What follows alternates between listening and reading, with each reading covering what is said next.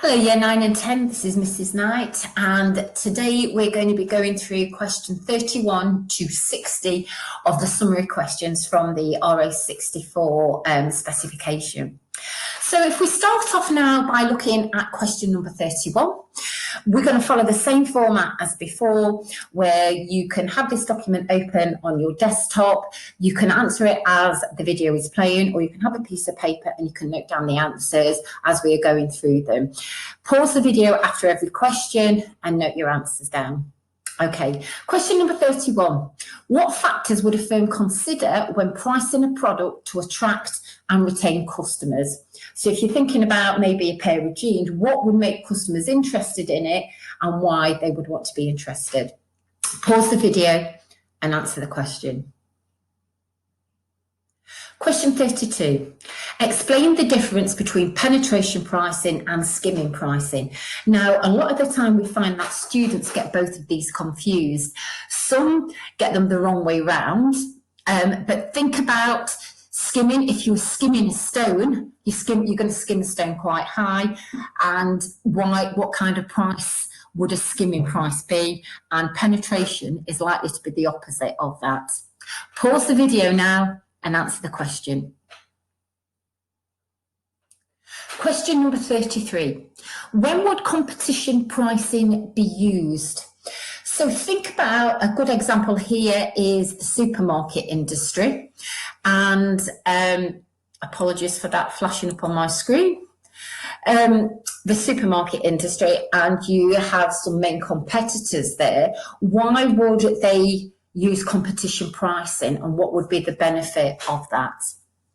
Pause the video and answer the question. Question number 34. How effective is psychological pricing? So we think back to remember this particular pricing strategy and how it is used to try and convince customers that they are getting some kind of bargain. Is it effective? Is it not? Are customers more likely to think that they're not really getting anything of benefit? Pause the video, note down your answer. Okay, question number 35. It says different methods are used to attract and retain customers. How appropriate are the following? So you've got leaflets, you've got social media, you've got newspapers, you've got radio. Are they good to attract customers? Yes or no? And are they appropriate? So for each one of them, how appropriate are they for attracting customers? Do they work? Yes or no? And why? Pause the video and answer the question. Question number 36. What is sales promotion? So here I am just looking for a definition of what sales promotion is. And if you wish to give an example, you can do. So therefore you can combine question 36 and 37 together, because 37 is asking for 3 examples of sales promotion. So 36, tell me what it is. 37, give 3 examples. Pause the video and note down your answer. Question number 38. What is customer service? So here I'm just looking for a definition of customer service. If you want to give me some examples or some aspects of customer service, you can add that into your answer, and that would also cover question 39, because that looks at telling me 3 aspects of customer service that can be used to attract and retain customers. Pause the video and note down your answer. Question 40. Explain the term sole trader. So this is just giving me a general definition of what a sole trader is in terms of its type of business ownership. If you want to, you could give me an example of a type of business that would trade as a sole trader. Pause the video, note down your answer. Question 41. Here you are to give benefits and drawbacks of being a sole trader. So I'd be looking at 2 benefits and 2 drawbacks. So what would be a benefit of you being your own boss, working on your own, and what would be a drawback of that? Pause the video and answer the question. Question 42. How many partners are allowed in a partnership? So this one's quite straightforward, and it is between two different numbers. Okay, there is a minimum and there is a maximum. Pause the video and answer the question. Question 43. What is a franchise? So here I'm looking for an explanation as to what this kind of business ownership is. If you wish to give an example of a popular business that I guess most of you would frequent that operates as a franchise, you can do. You can use that to support your answer. So definition and an example. Pause the video and answer the question. Question 44. This question is asking for benefits and drawbacks of a franchise type of ownership for a franchisor. So here you need to be really clear what a franchisor is, and then tell me what are the benefits to them for operating as a franchise and what are the drawbacks to them. Pause the video and answer the question. Okay. Question 45. What are the basic legal requirements to start a business? Now, in your exam, you do need to know a few of the legal requirements, but if you were just starting up a business straight away, what are the basic things that you would have to do? So have a think about how you would have to get your business registered, things that you would have to pay to the government, etc. This potentially is one of the more tricky questions on the specification, but pause the video now and have a go answering the question. Question 46. Which documents are needed to start a limited liability partnership?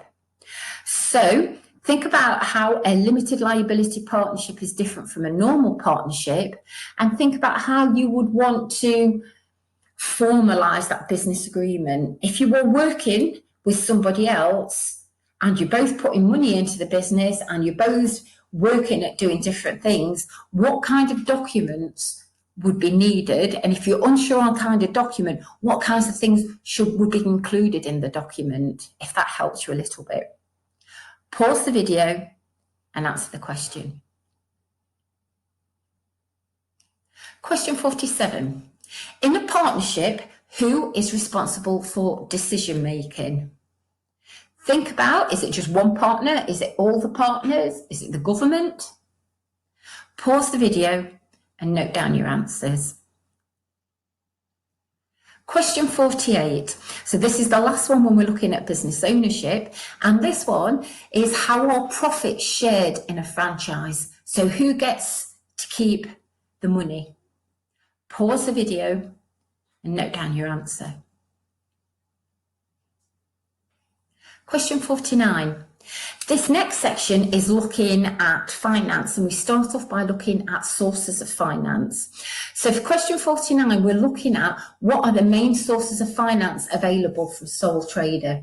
And remember, sole traders are small businesses. They're likely to be working on their own. They're likely to be relatively new. Where can they get their money from? Pause the video and note down your answers. Question 50. What is a business angel? So this is a kind of source of finance that is external to a business, but I'd like you to give me an explanation about what they actually do and how they support a business in terms of offering finance. Pause the video and answer the question.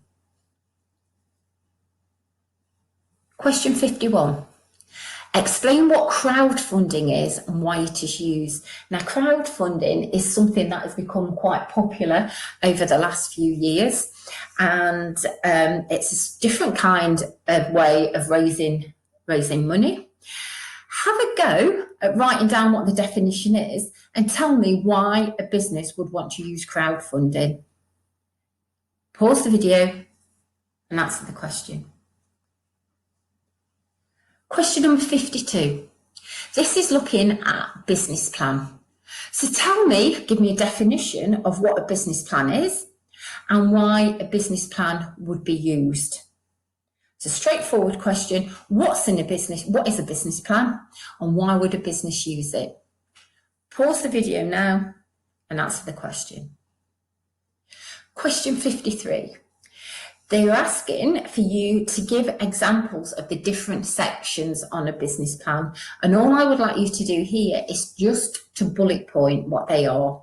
So you can just bullet point 2 or 3 examples of some of the different sections on a business plan. Pause the video and note down your answer. Question 54. What is the HR or Human Resources department responsible for? So think about what this particular function of a business does and some of the activities which take place within this particular function. So pause the video and note down your answer.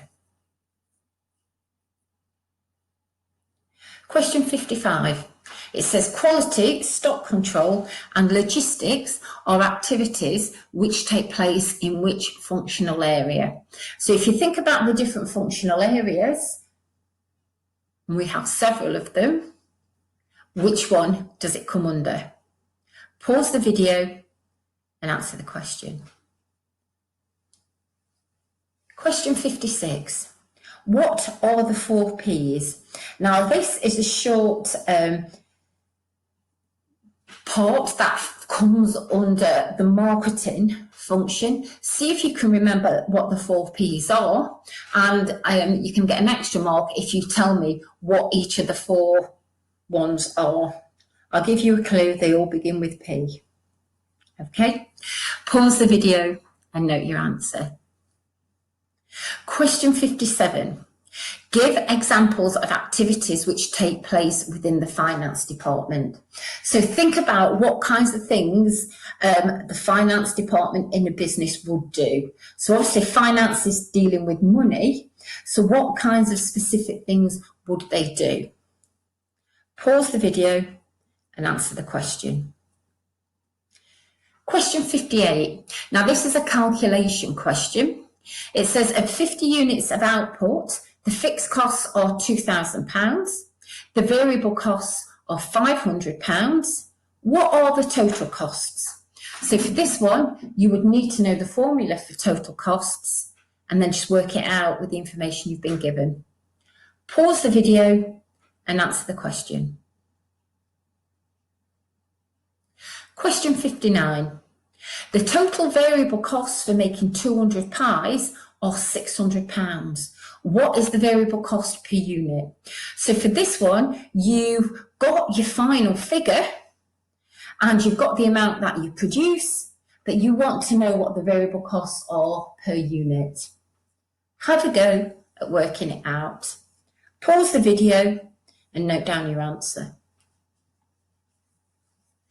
And finally, question 60, the last one. So you're asked to calculate the break-even point when the fixed costs are £10,000, the selling price is £25, and your variable cost per unit is £20. So for this one, you would need the break-even formula, put those figures into the formula and calculate the break-even point. And remember, the break-even point is in units, it is not in pounds. I hope you enjoyed working through those questions and I look forward to receiving them. Thank you very much. Bye now.